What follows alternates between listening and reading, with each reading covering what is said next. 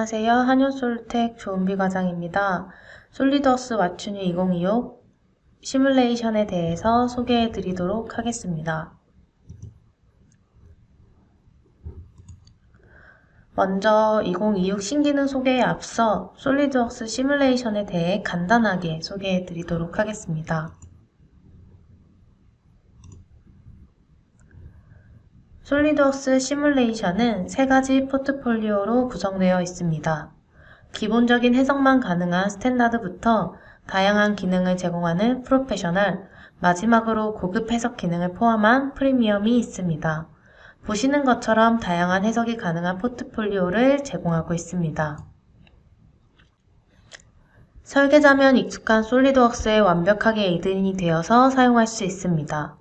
솔리드웍스로 설계한 파일을 그대로 사용하시면 됩니다.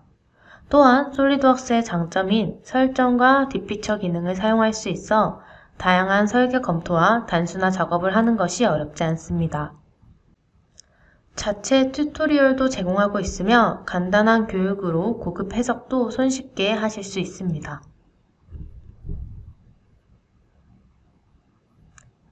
그 외 다양한 해석 케이스를 수용하고 있고 더 나아가 플랫폼 기반의 모드심으로 확장하실 수도 있습니다. 본격적으로 솔리드웍스 시뮬레이션 2026에 어떤 기능들이 추가되었는지 살펴보겠습니다.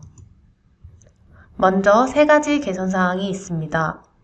유효성 검증을 위한 UX UI가 개선되었습니다. 원격 하중에 대한 입력이 개선되었고 변이 각도를 확인할 수 있는 플롯이 추가되었습니다. 한번 자세히 살펴보도록 하겠습니다. 보시는 것처럼 응력 핫스팟 진단 도구가 손쉽게 접근이 가능해졌습니다. 기존 2025 버전에서는 응력 핫스팟 진단은 결과에서만 확인이 가능했습니다. 2026 버전에서는 진단 도구에서 확인이 가능합니다. 응력 핫스팟이란 모서리 노드에 응력이 집중되면서 실제 응력 집중이 아닌 무한히 발산하는 구간을 말합니다. 기존 솔리드웍스에서는 보시는 화면처럼 결과에서 응력 핫스팟 진단을 해주어야 했습니다. 응력 핫스팟 진단을 하게 되면 응력 집중 여부가 확인이 됩니다.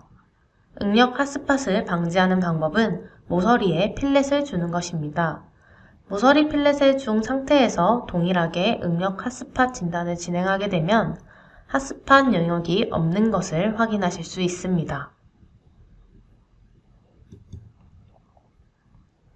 쉘 정의를 사용할 때 디폴트 옵션을 사용하도록 변경되었습니다. 쉘 유형에 대해서 얇은 유형으로 할지 두꺼운 유형으로 할지 지정할 수 있습니다. 시뮬레이션 옵션을 통해서 지정할 수 있습니다.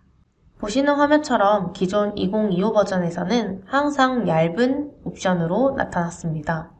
하지만 2026 버전부터는 두꺼운으로 세팅해두면 항상 두꺼운 옵션으로 지정이 됩니다. 얇은과 두꺼운의 차이가 무엇인지 간단하게 설명드리면 모델의 차이를 나타내는 것은 아니고 옵션의 전단 변형을 응력을 무시하는지 여부에 따라 결정이 됩니다.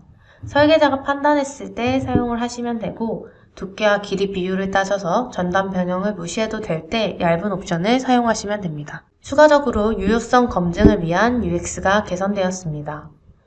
2025 버전까지는 재질이 지정되지 않은 부품이 있을 때 포괄적으로 재질을 지정하지 않은 부품이 있다는 메시지만 확인할 수 있었습니다.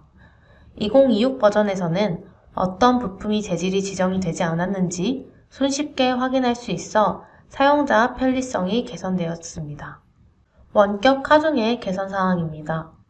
원격 하중은 세 가지 방법으로 정의할 수 있습니다. 생략된 부품이 해석 파트보다 유연한 경우에는 하중 직접 전달로 사용합니다. 가해진 하중은 선택한 부품에 동등하게 적용이 됩니다. 강결합의 경우 생략된 부품이 강체인 경우에 적용할 수 있습니다. 특정 좌표의 지점에 하중이나 변이가 전달되게 됩니다.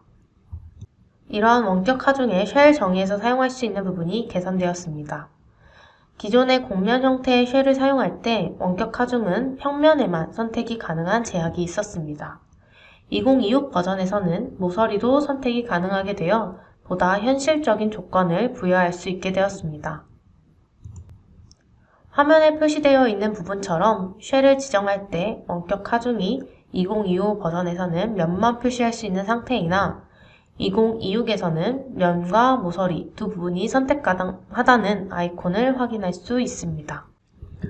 대부분의 파트가 쉘 메쉬로 만들어진 FEA 모델입니다. 핀으로 결합되어 있는 끝 쉘 모서리를 선택하여 원격 하중을 지정하는 모습입니다. 미리 지정된 좌표를 선택하여 값을 지정합니다. 원하는 하중 값도 부과를 해 주었습니다. 세팅이 완료된 모델링을 실행 버튼을 클릭해서 해석을 진행해 보았습니다. 재질이 지정되지 않은 부품이 경고창으로 나타난 것을 확인할 수 있습니다. 2026 버전에서 개선된 사항입니다. 해당 부품명을 복사하여 트리에 검색해 지정되지 않은 재질을 찾는 것에 훨씬 쉬워졌습니다. 지정되지 않은 재질을 찾아 부여해 주었고 결과를 출력하였습니다. 기존 2025 버전에서는 변이 플롯의 각도 회전에 대한 부분이 표시되지 않았습니다. 2026 버전부터는 각도 회전 항목이 추가되었습니다. 보시는 이미지처럼 2025 버전에서는 합 변이만 확인이 가능하기 때문에 각도의 값으로 확인하시려면 수 계산을 해야 했습니다. 하지만 수 계산은 이처럼 간단한 예시일 때만 가능합니다. 2026 버전에서는 지정한 축을 기준으로 얼만큼의 각도로 회전했는지 확인하는 것이 가능해졌습니다. 화면과 같이 미리 지정된 기준축을 설정해두고 해당 플롯을 확인할 수 있습니다.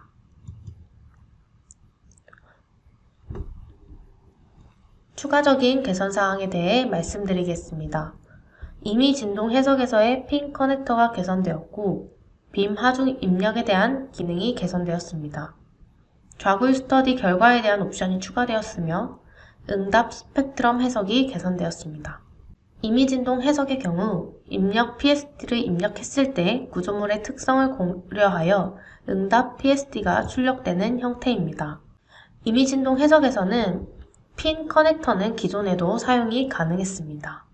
다만 진동 해석에서 커넥터 하중을 별도로 확인할 수 없는 제약이 있었습니다. 2026 버전에서부터는 랜덤 진동 해석에 사용된 핀 커넥터 하중을 표시할 수 있게 되었습니다. 핀 커넥터를 활용할 때 보다 정확한 하중에 대한 값을 확인할 수 있게 되었습니다. 화면에 보시는 것처럼 각 주파수별로 발생하는 커넥터 하중 반응값을 확인할 수 있습니다. 핀 커넥터를 사용하는 경우에도 이 해석이 어떻게 적용되는지 같이 한번 보여드리도록 하겠습니다. 해석 결과를 보시면 커넥터 하중에 대한 항목을 볼 수 있습니다. 결과 하중을 보면서 어떻게 분배가 되었는지 확인이 가능합니다. 다음과 같이 결과값에서 응답 그래프로 추출 후 속성에서 로그 스케일을 이용하여 좀 더 디테일한 결과를 확인할 수 있습니다. 2026 버전에서 빔 하중에 대한 부여 항목이 개선되었습니다. 기존에는 단위 길이별 체크 옵션을 선택하고 해제하는 옵션만 존재했습니다. 2026 버전에서는 항목당 뿐만 아니라 합계 하중 옵션이 생겨 보다 직관적으로 빔에 대한 하중을 부여할 수 있게 되었습니다. 보시는 화면처럼 좀 더 직관적으로 변경되었습니다. 2025 버전까지는 단위 길이별 옵션을 선택하면 미터당 뉴턴의 하중으로 부과하는 것이고 해제하게 된다면 단위 항목당 동일한 하중이 부여하게 됩니다.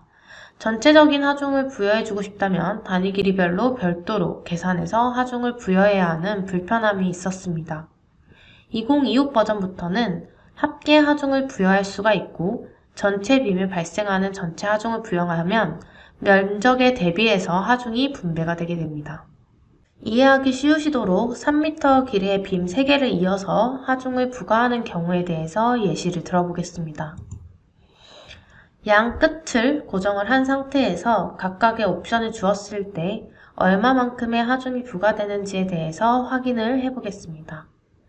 단위 길이별 5N의 하중을 줄 때 9m의 길이니까 9 곱하기 5 하중이 부과가 됩니다.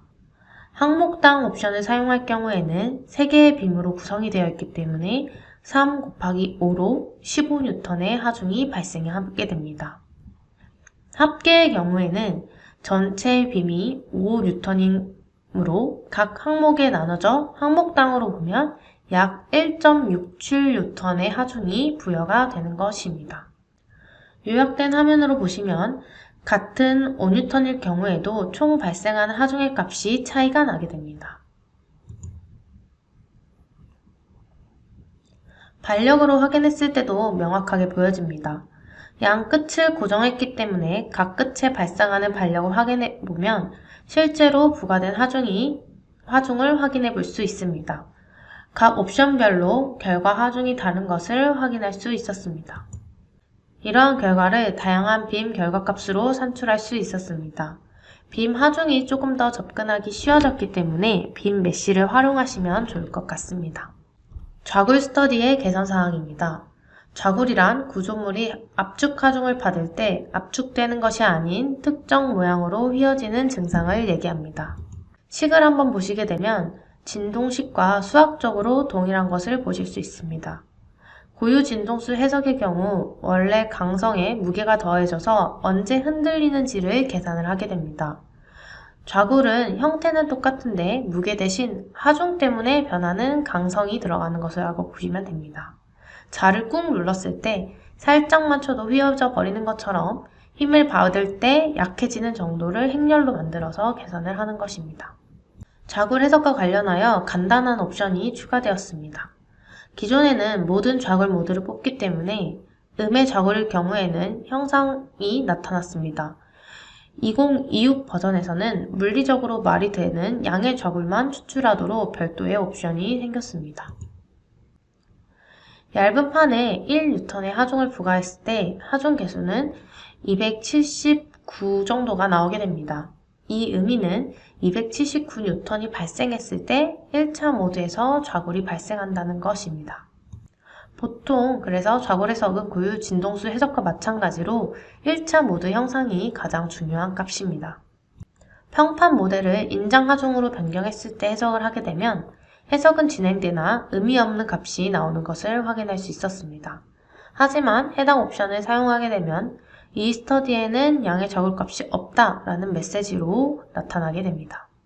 몇 가지 개선사항 추가로 말씀드리고 마무리하도록 하겠습니다.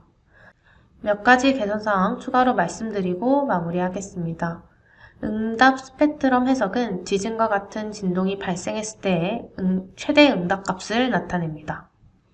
최대 응답에 대한 각 모드의 기여도를 합산하여 최대 변형, 최대 응력을 나타나게 됩니다. 원격 질량이란 직접 메쉬를 짜지 않고 질량 효과만 구조물에 전달하는 기능입니다. 무게 중심에 따른 제품의 질량 전달을 손쉽게 세팅할 수 있습니다.